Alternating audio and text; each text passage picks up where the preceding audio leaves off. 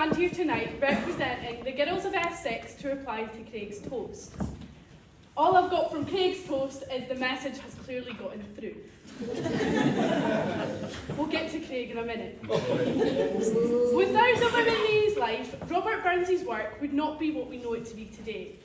He was both confused and infatuated by women, and very often made this the focus of his work.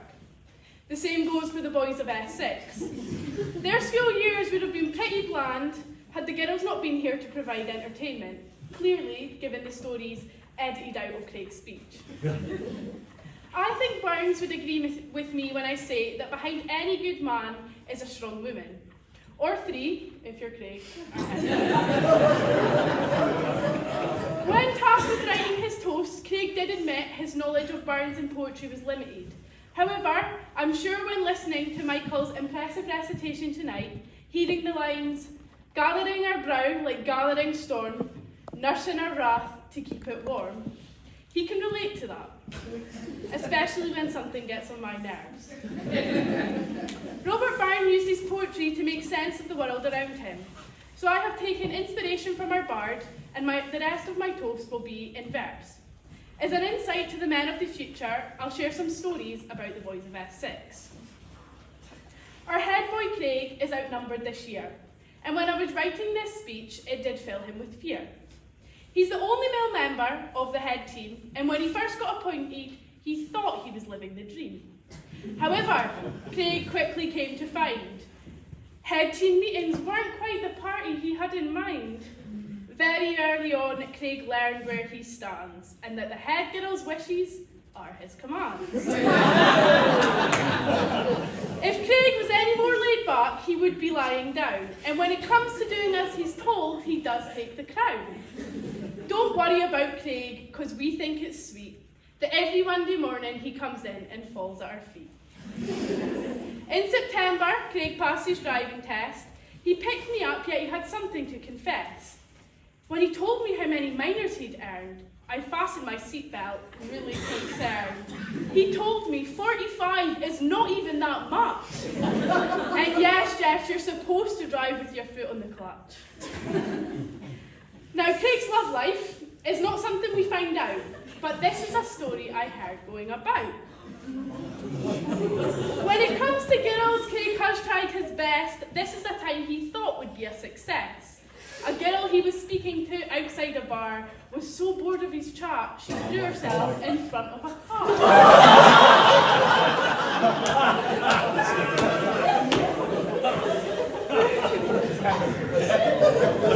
Now that I've gotten Craig's face nice and red, the next S6 I'll fill with dread.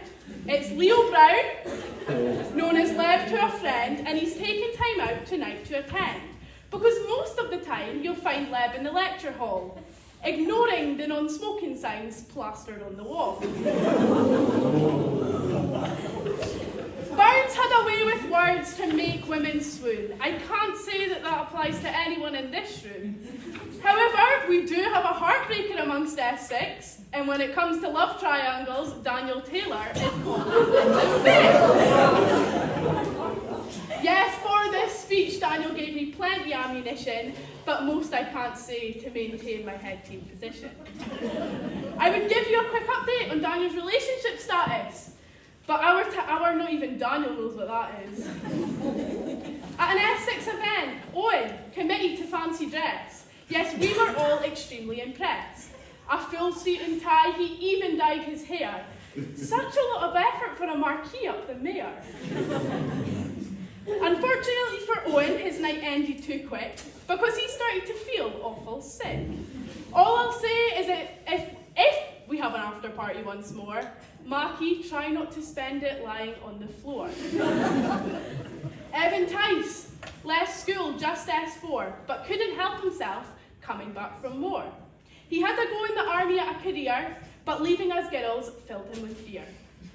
At Christmas time, Evan was dressed up to groove, but what he displayed weren't his best moves. What happened next was such a shame. SLT had to send Evan home. Yes, he had been a bit too excited, but nonetheless returned 10 minutes later, uninvited. Evan, if you learn one thing from your stint, it's at what time of the night to take a hint. Logan Kendall, another lad, who at the dance a party he had. Down the stairs he began to tumble, but then his belly did start to rumble. He blamed his sickness on his fall, but maybe that's not what it was at all. Possibly why he ended up in such a state is his orange juice at Please was maybe out of date. Hopefully tonight's haggis will stay down fine because Mr. Beaton isn't around with his basin this time. When it comes to exams, Jacob's first class, but it did take him 5 times to get a driving test pass. I'm sure practice makes perfect, or that's what you'd say, but no one's given as much money as you to the DVLA. Now, parking round the back is Miss Porteous's pet hate. Good job she employed traffic warden, John Tate. Jacob would never put a foot wrong, so as soon as John spoke, he got moving along. Doing laps in your car, you must think you're cool, but that's okay because your mum pays for your fuel. Corbin, come in. Was nervous to stay on this year. Loads of pals leaving filled him with fear. But his own expectations he has beat in taking on the role of King of the Green Seats. He listens to the gossip that the girls share. He sits so quiet and pretends he's not there. But if we got to learn the secrets Corbin holds, we'd find out on the rugby tour what really unfolds. Early last year, the boys took a trip to Wales, as girls are desperate for Corbin to tell tales. Nobody's perfect, but Corbin comes close, but what he got up to in Wales has to make this toast. Corbin's like Burns, he's got away with words, a short conversation, and he charmed a Welsh bird. He was really chuffed, he thought he was slick, but she hadn't understood him, his accent was too thick. She thought he was Darcy Graham. No, that's his cousin. Doesn't make any difference, Corbin was still buzzing. Girls sat at home, going insane, and boyfriends got their stories straight, ready to explain. But Corbin's not one to break a pact, so what happens on tour will never come back. At the end of the day, it's got to be said, the boys of S6 are school years they have made. They're a laugh, they've got chat and plenty of charm, and when they drive us up the wall, they don't mean any harm. You'll be pleased to know, boys, my toast has come to an end, and to the boys, a thank you I'd like to extend. Could we all, so from myself and of course all of the lassies, could we all be upstanding and raise our glasses to the laddies.